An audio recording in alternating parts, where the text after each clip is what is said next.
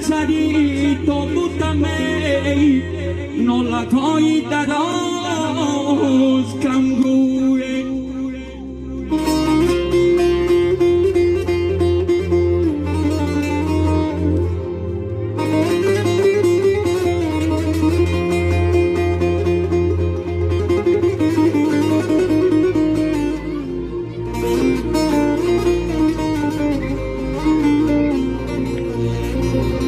دوری تو بودم نشستن چند ساعت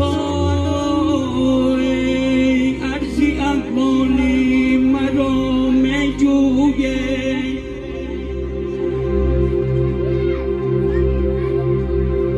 ای سوختم در کوچه‌های به کسی سنگ گورم را نساختن هیچ کسی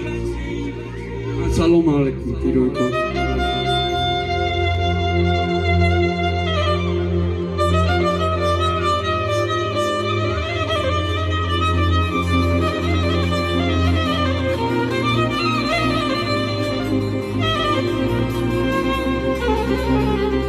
سوختم در کوچه‌های به کسی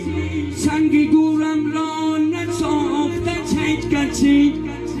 ای سوختم خاکسترم را باد و برد بهترین دوستم مرا از یاد برد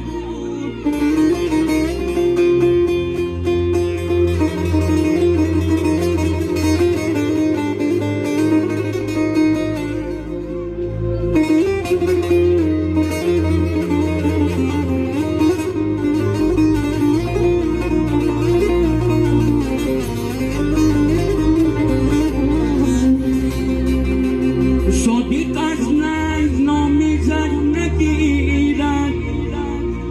صدیق از ننگ نامیزد نگیرد که نامیزد گرفتن هم گدایی